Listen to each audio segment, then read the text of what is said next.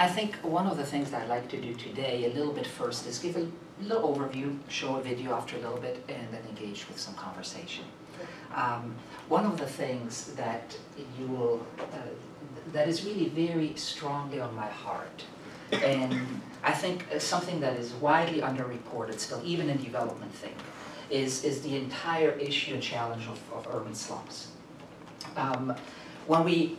Just again, imagine, and I have to get a better place here so I don't stand in the picture. Let's see, this is better. Good. So just imagine again you lived on a pile of rubble. This was one of my neighbors in Mexico City in 1995 when I first lived in a slum community in Mexico City. In a makeshift shack, and you're in a cardboard box besides an open sewage canal by the railroad tracks. You're employed on a garbage dump or in the informal market as a street vendor, and your eyes are fixed on a future full of hard work and survival. This is the reality of 1 out of 6 people on planet Earth today that live in such conditions. When we look at the dimensions of this challenge, you all know some of these figures, but about 100 years ago, less than 5% of the world's population lived in cities. In 2007, we crossed the 50% mark. And in 2050, roughly 75% of humanity will live in cities.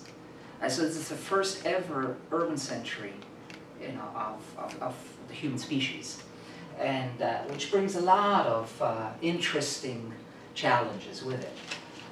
You see that urban areas gain another additional 1.3 million people every single week, which is about 67 million people per year. And here's one of the biggest challenges, that 36 million of them end up in slums. So we have about 100,000 new slum dwellers every single day around the globe.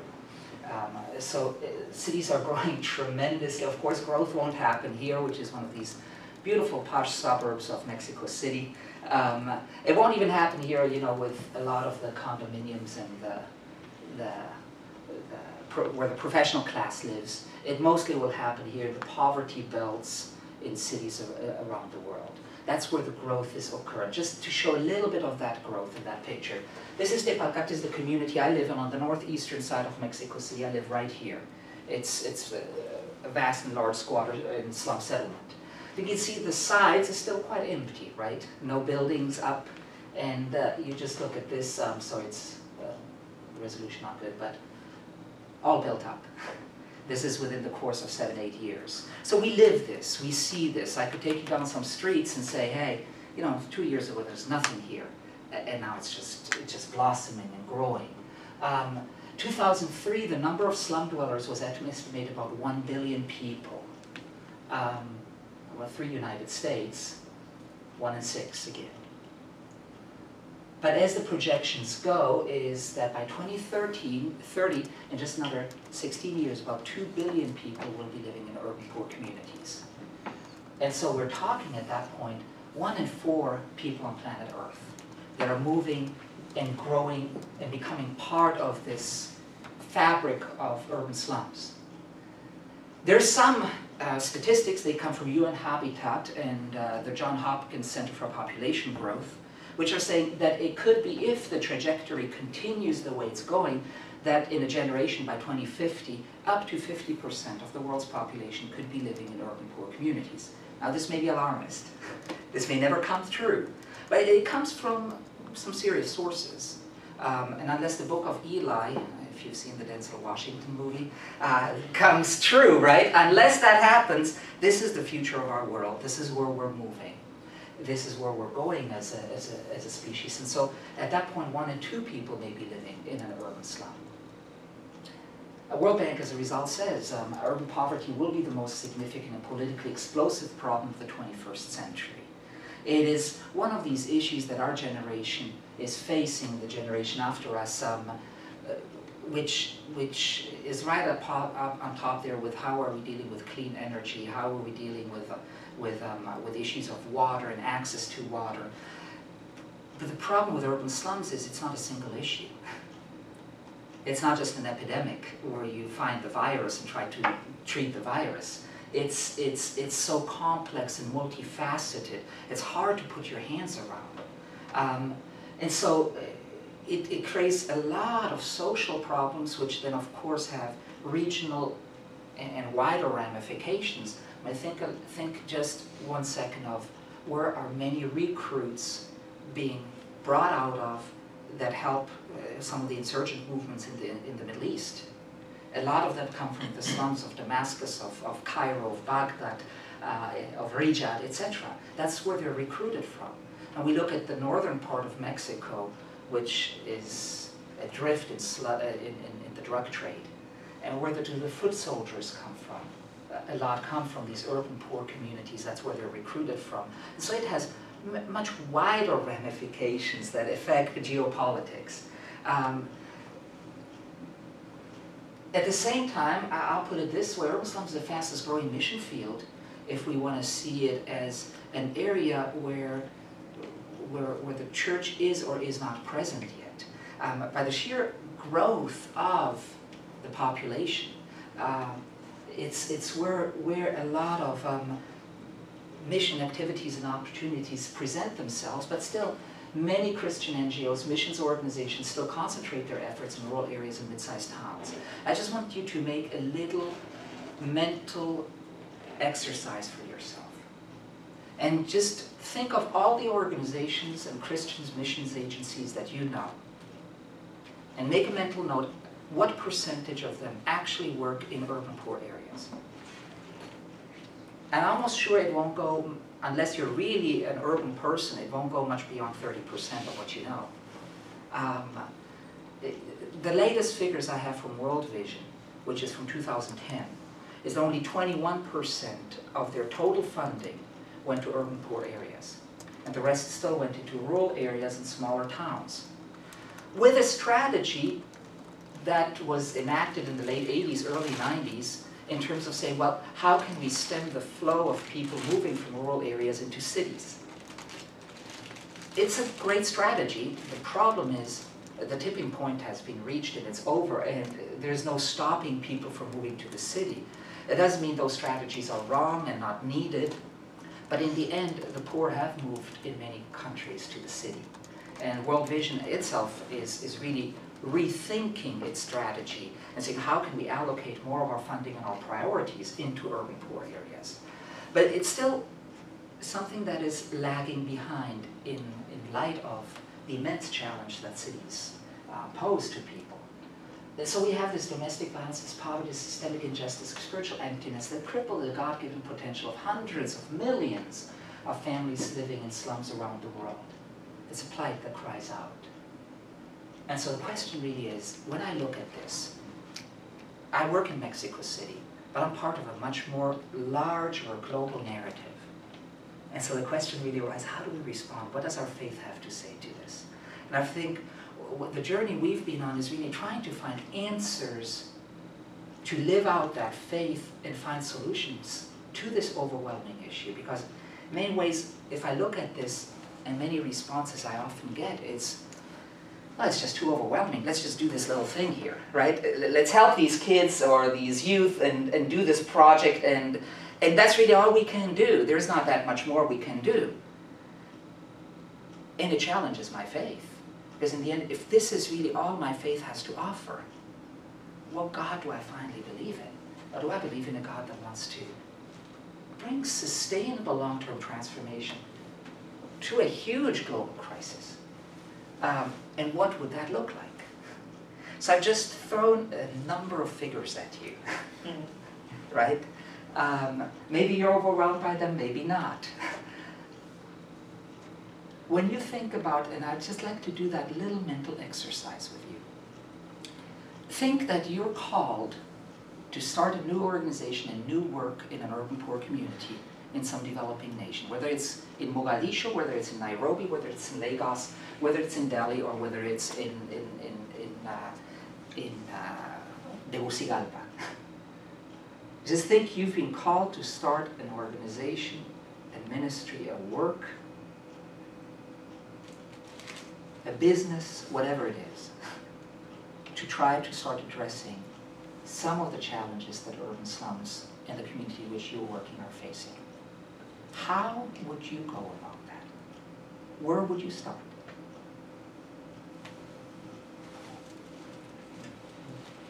what would be some key things that you would say,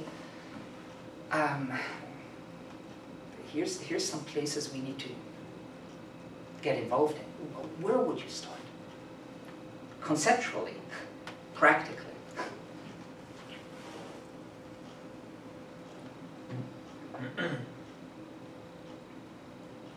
So the setting is urban. Urban slums, yeah. I think I would look to God's leading first, so prayer, and then look at maybe some of the strengths or experience that I might have that I could bring to a situation, and put those two together, and then begin by looking at a perspective field, whether it's, you know, I'm from South America, I've lived in Toronto, so I have some experience within multicultural settings and language assets.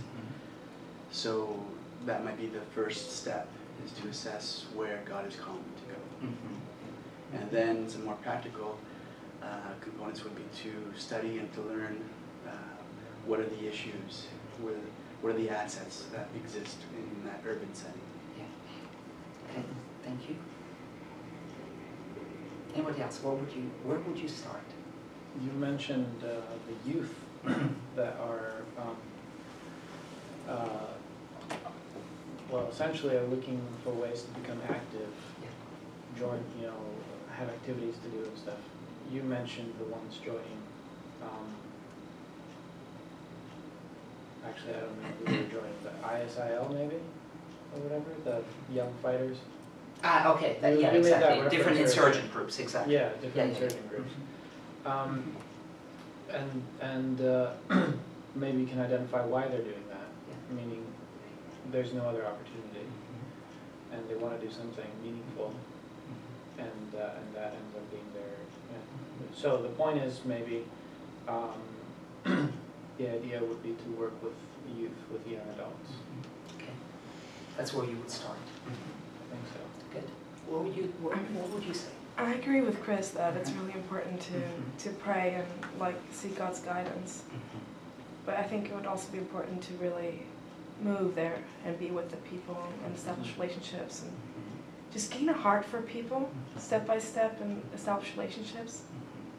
And through that, then see how God guides it, because I think that's what Jesus models. Your question is where we would start a new outreach organization, ministry, business, whatever. I think I would look to see what's currently being done first. Sure. So that's why I have a hard time answering your question. I want to know what's already being done, where God is moving, and that would be a good place to start. It's an important question to think of, right? When we, let me go here. When we started out, of course, the first thing we did, we moved into a community, right? That's the first thing. You can theorize and philosophize and theologize, you know, and have all these great ideas. You have to get to the ground. You have to get involved. You have to get your hands dirty, right? But when we started this work, we did it not out of these things. How can we create this nice little sexy ministry in the northeastern corner of Mexico City? But how does it fit into the global narrative that we're part of? So there's two ways, and I've consulted and worked with many organizations in the past, through my past work, etc. And there's two ways, primary ways that I've seen organizations started.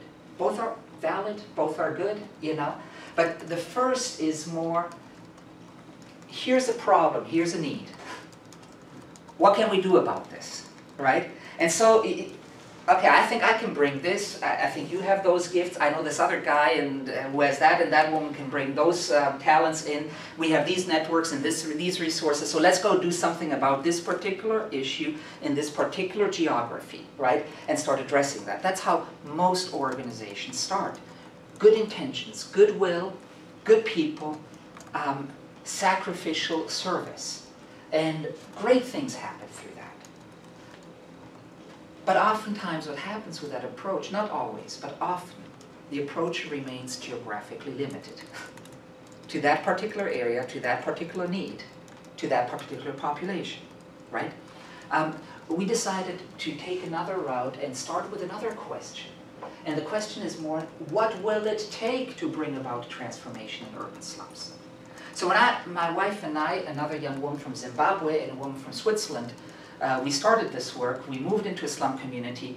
What can we do? Well, we're living in a slum community of 1 million people. There's 11 other nonprofits working in that slum, all small, and 10 of them are purely welfareist existentialist, no development mindset. And you're starting, what can we do? It's my wife, it's myself, it's 2 other people. First of all, okay, lack of resources, lack of technical capacity, lack of connections, lack of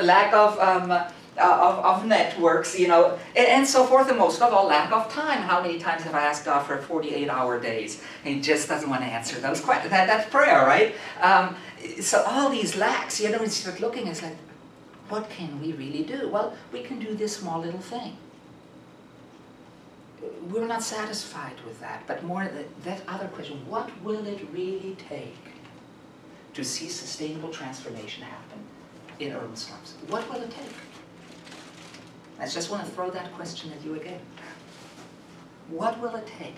What would be for you indicators that showed that true sustainable transformation is actually occurring in this community?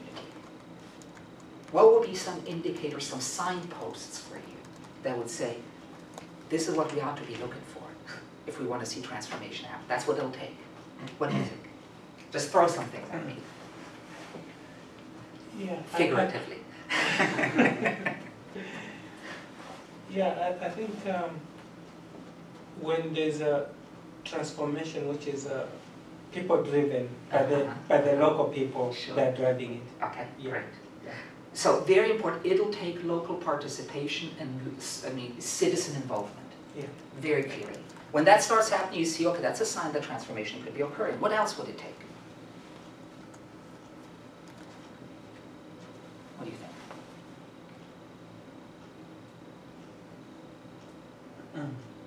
What other signs? I think 2 things that come to my mind is one, hope, the Absolutely. rising of hope, Absolutely. and the other, to see it being passed from generation to generation. I don't know, like, just 2 things that come to my mind, so that it's on its own, it's standing without. Absolutely. Absolutely. Yeah. Absolutely. What else would you say? I would say if you have some little shops opening up. Sure. So economic It means- development. Yeah, it means Job creation. people, there's demand for it, Yes. so Yes. people have some money to spend. Sure. That's a sign that some transformative change is happening in the community when there's economic growth. Absolutely. What would you say, Maka? Now, I was thinking if the people who are going to be helped are willing to be helped, like they are available Sure. and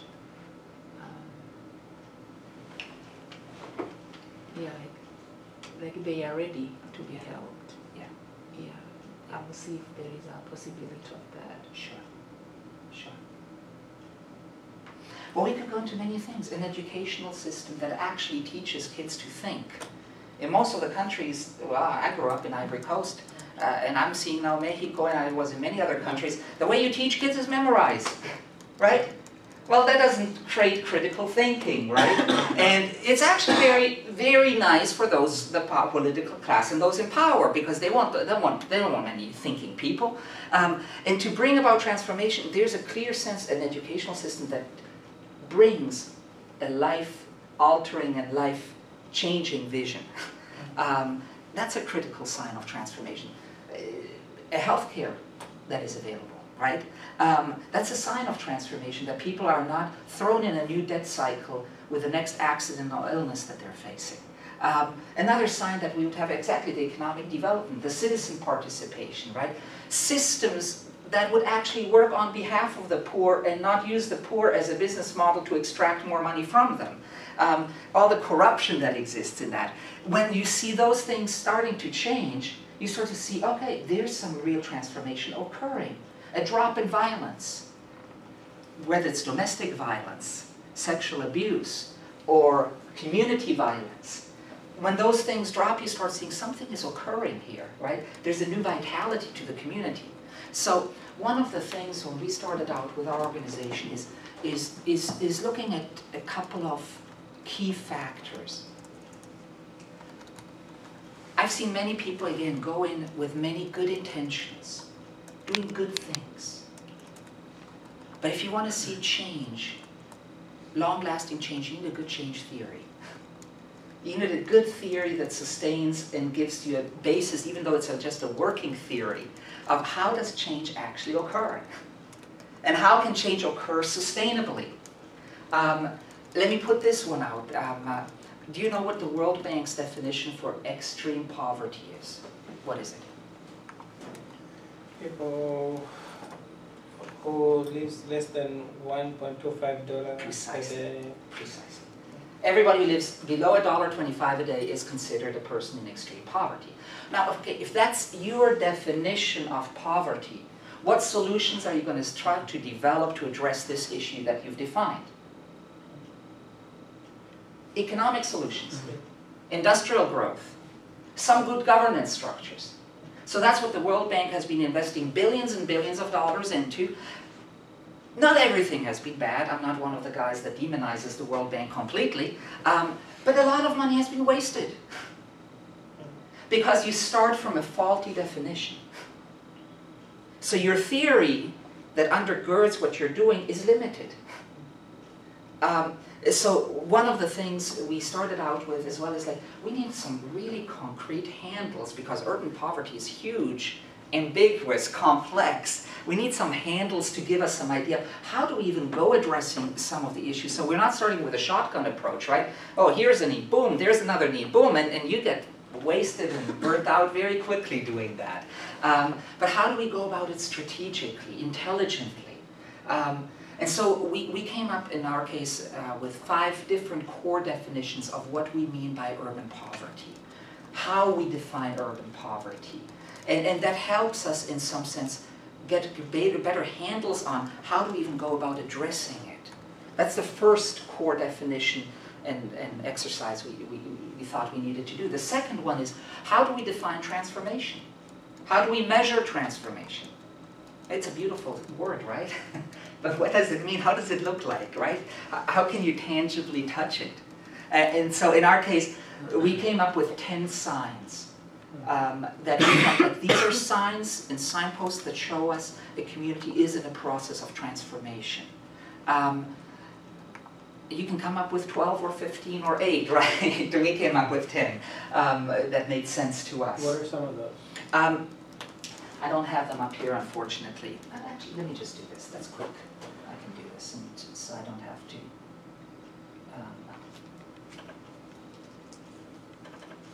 Show that. 1 second.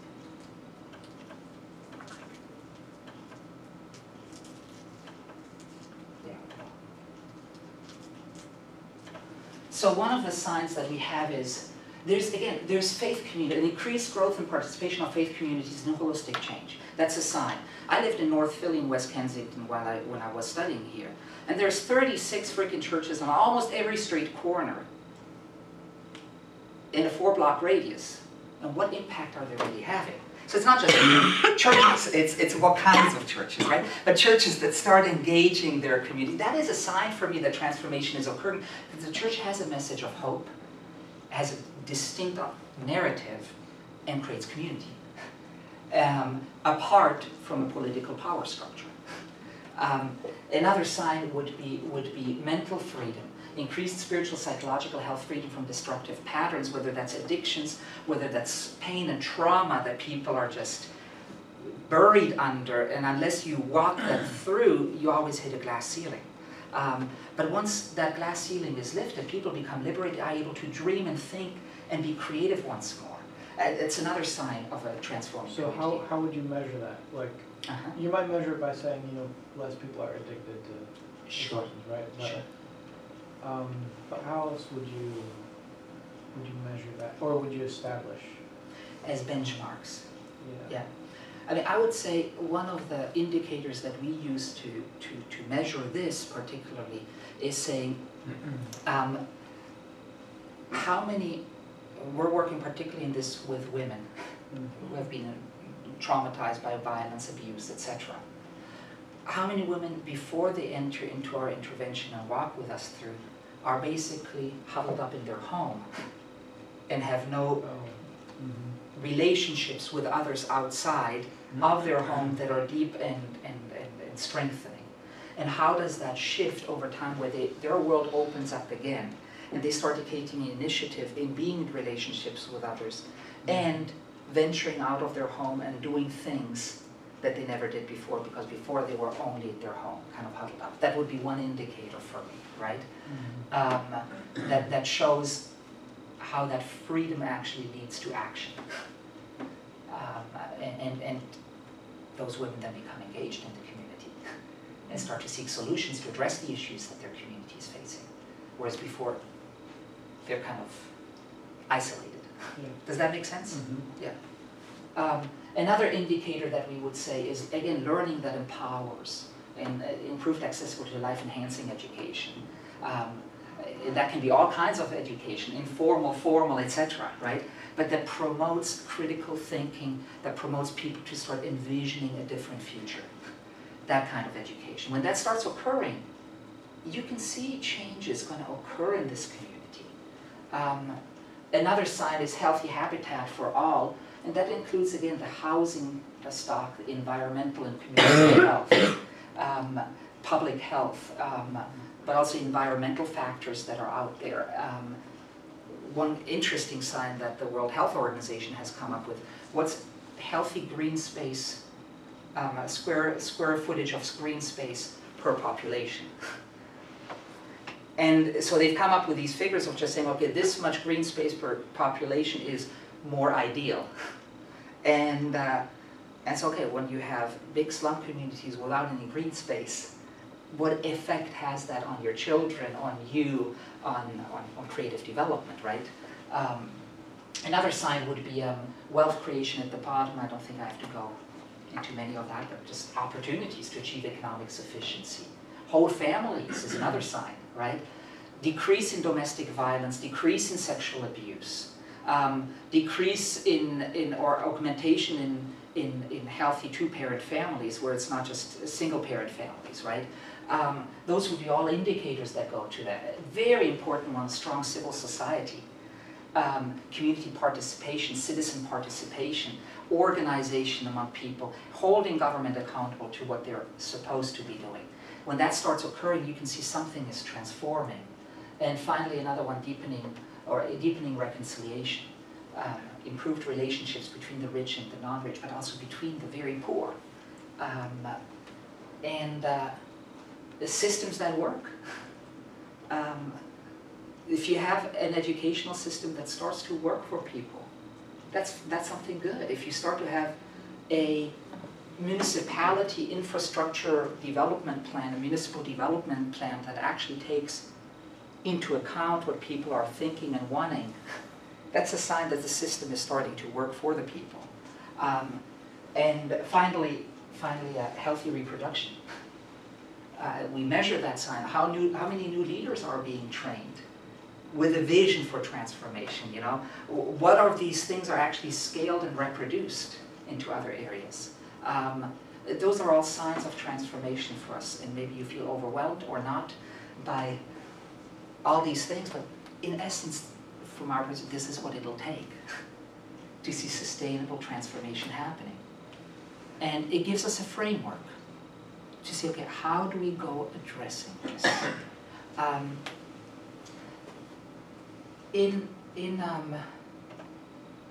Any questions to that? Sorry, I just ran through this, and we could spend 3 hours on this very subject or more on how to even measure. Do you have, sorry to... Sure. Do you have, like, in a sentence or two, a description of what your theory of change Sure. is? I think it's hard. Because it takes a lot of work. It so, does. I have a white paper, a 75-page white paper that I've written to kind of summarize all of what we mean by that working theory of change, right?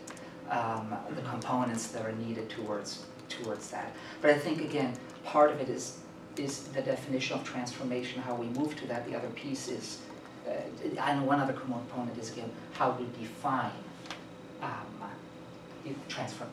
poverty, Yeah. right?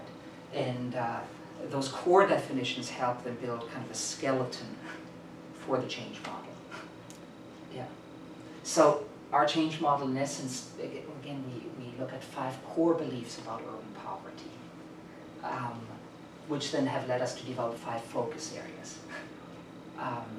And I think I'm going to cut this short because we're not going to have time to go into all of this. But one of our definitions is urban poverty is based in hopelessness in a web of lies that entraps the poor in an ongoing cycle of indignity. It's my neighbor Lupe, my former neighbor Lupe, single mother of 3. We got to know her and she's like, you know, what vision for life do you have, right? What do you want to do? Well, there's not much I can do, you know. I'm stupid, I'm dumb. I have no formal education.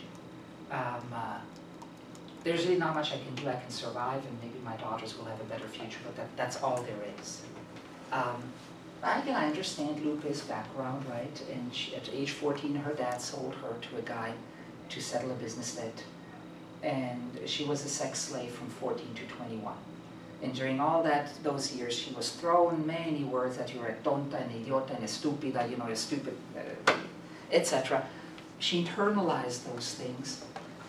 And at age 21, she was able to flee, and 2 kids from that relation, and then gotten a 3rd kid. And of course, her outlook on life is, there's not really much. I'm a stupid, I'm an idiot because I have no formal education. And I can have much empathy and sympathy for Lupe. But in the end, if Lupe doesn't change that lie that is so deeply engraved in her head that she's a stupid nobody, and she starts embracing the fact that she's a beloved child, that she has worth, that she has dignity, she'll be living in poverty for the end of her days. It's like Jose, the taxi driver down the road, who told me, Jean-Luc, you know, what you guys are trying to do is noble, it's great, right? But you know, hey, we've had a revolution here 100 years ago. It was bloody, it was messy. And nothing changed. The rich are still rich, the poor are still poor, the political system is ever corrupt. Nothing will change. The only thing that will change is, you know, if I just take care of my family and look after my own thing, that's really all I can hope for, nothing more. Now multiply Jose by 10,000, by 1 million, by 50 million. And becomes a self-perpetuating prophecy that this is, of course, how life will be. So unless that is changed, that narrative is changed.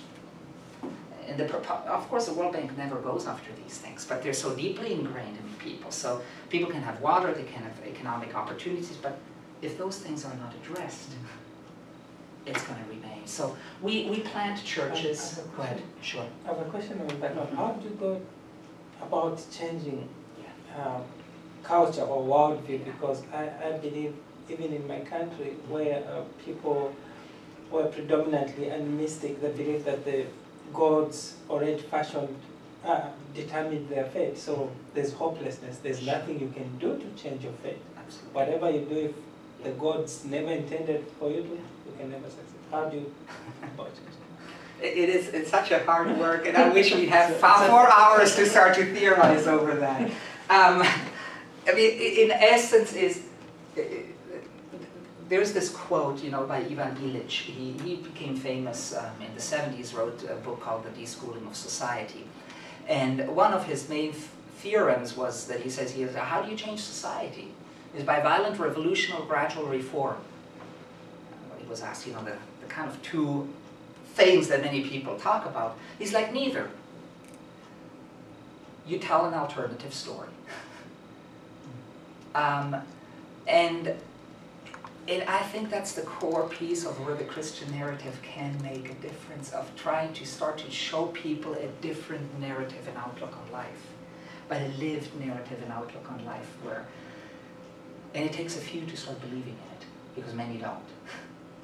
And those few start believing in it, and not just on a theoretical, like I now cognitively accept Jesus Christ as my Lord and Savior, right? But really in my lived experience, I start living a different kind of message and narrative, right? And that starts sinking in through the praxis of it. The culture starts to shift. Yeah.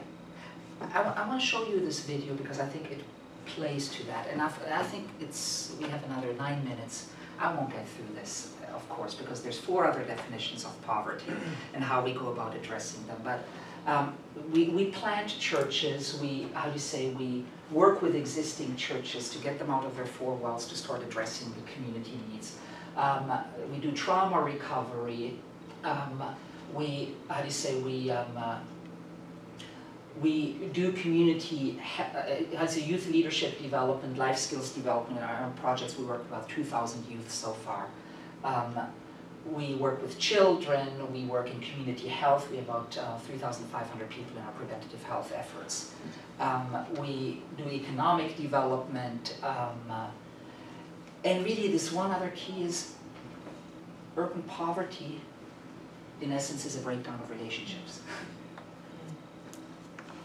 Because people don't relate to one another, poverty persists. And I think this video showcases that much better, and I think with that I have to stop and just finish with some questions, and we're going to call it a day.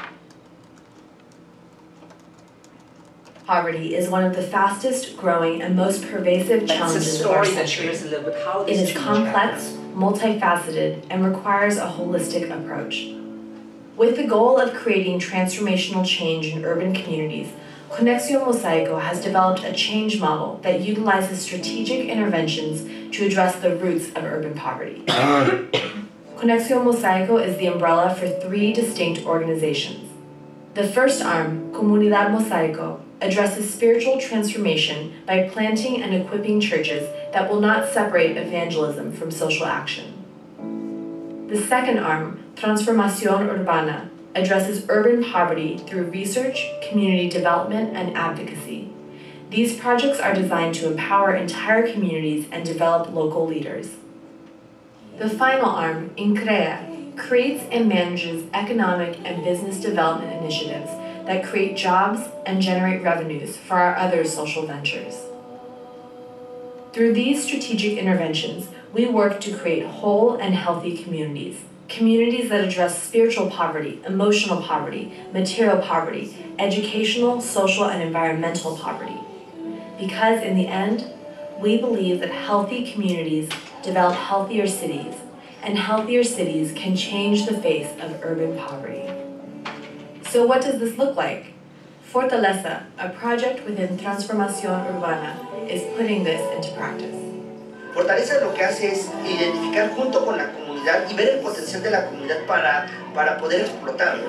Nosotros creemos, al contrario de muchas organizaciones o del gobierno, que los pobres no son tontos. Nosotros creemos que tienen potencial. Entonces Fortaleza lo que hace es explotar ese potencial en favor de la misma comunidad, a la vez que va formando liderazgos. Fortaleza es ambicioso, quiere llegar a construir cambios profundos en la sociedad mexicana, pero no solamente en las comunidades, también incidimos en las leyes que rigen a las organizaciones de la sociedad civil. The colony San Jose Las Palmas in the municipality of Los Reyes La Paz is an irregular squatter settlement. Since it is not recognized by the municipal government, infrastructure and public services are virtually non-existent. Public water service is not available in Las Palmas. Instead, residents must fill up barrels and tanks from a truck that comes through once a week. Purchasing water this way is much more expensive than municipal water services, a double indignity for the residents of this impoverished community. According to the municipal water company, there were no plans in the works to provide residential water service to San Jose Palmas for at least 10 more years. However, the water company agreed to build a water tower if they were given a plot of land to put it on. So a citizen committee convened by Conexión Mosaico came up with an idea. In February 2014, they held a meeting where it was proposed that each family pitch in to help purchase the needed land, which would then be donated to the water company to build a water tower for the entire community. The citizen committee representatives unanimously decided to move forward with the project and to try to get the rest of the community involved. Over the next several months, each representative organized meetings with all the neighbors on their street. Mosaico staff helped answer questions about the proposal, and the committee members met with families and mobilized them to help spread the word to their neighbors. As more people became involved, community and momentum began to grow. To begin saving money, each citizen committee elected representatives to be authorized signers on a community bank account, where participants could deposit their contributions directly. The more people who would come together to chip in, the less each family would need to pay in order to buy the land. In the end, 300 families signed up to participate. By June 2014, just 4 months after the initial meeting, Citizen Committee representatives finalized the donation of a 240 square meter plot of land to the municipal water company for the building of a new water tower. This plot was valued at nearly $17,000 US. The water tower is scheduled to be completed in June 2015 and will bring water to more than 1,000 families. Beyond changing the day-to-day realities of these families, it has united a community and given them hope that transformation is possible.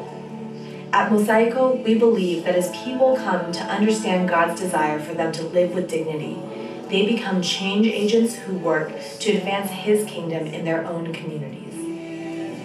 Quizás antes solo creía que el desarrollo de la espiritualidad era a través de un discipulado formal. Y he aprendido cómo realmente empieza a haber una transformación desde adentro a raíz de participar en un proyecto de DENA. Ha cambiado el no pensar en la iglesia como una iglesia que hace misiones, sino una iglesia que es una misión. No es el hacer, es el ser. Lo que hace Conexión Mosaico en todos sus proyectos es ser iglesia.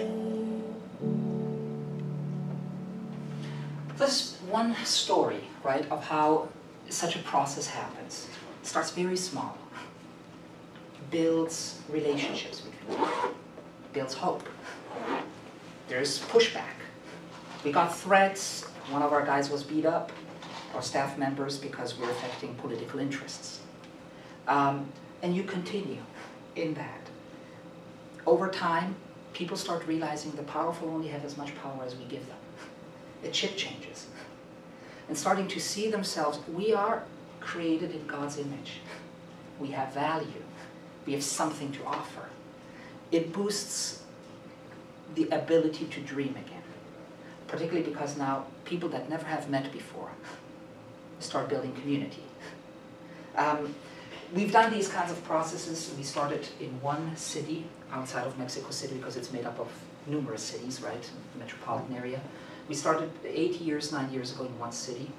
And said the first 5, 6 years we just don't really fine-tune this model, tweak it. We failed, we got back up, right? 2 years ago we said we're ready for a reproduction to really test run what we've done. So we started in another city 2 years ago, it really took off. Last year we started in a 3rd city, and this coming year we'll start in a 4th city on the outskirts of Mexico City. We're still in this phase of test running, developing, adapting, but one key thing I believe, you cannot of course take one thing and plant it one-to-one in this other place. But what you can do, besides transferring principles, you can transfer processes and how you go about addressing issues. That has created interest. We're now consulting for World Vision Mexico, who have approached us how they can more effectively engage urban poor communities. And it's now gone also into academia. So we've started a relationship with one of the larger universities in the country, and they've asked us to, how do you say, consult with them of how they can train their students who do social service to more effectively engage their social service. So it's not just, again, an existential thing. The student comes and does some good things and leaves, but creates more critical thinking of how students can engage our country, Mexico, which is ripped apart by violence and corruption. How can we bring up a generation of leaders who want to be more critically engaged in changing that reality? So it's slow, but again, the vision of this is how do we create models that over time can inspire others, can be replicated, and we can come alongside others to do things that we never could do ourselves. It's this vision again, what will it take? And what it'll take is I have to work with others. I have to think beyond myself. I have to create alliances in order to effect larger change. That's what it'll take. So that's where we're at. Time's up. If you have more questions, I'd be delighted to talk with you. We are certainly always looking for the right kind of people who want to be engaged in this kind of work long term, who want to instill themselves. As you see, the issue of urban poverty won't go away. It's with us to stay. What are we, what is our generation going to do to respond to that? We're trying to find answers to that. Join organizations that are doing something similar. If you're interested to know more about us, we're glad to talk. Thank you, Jean-Luc. Thank you.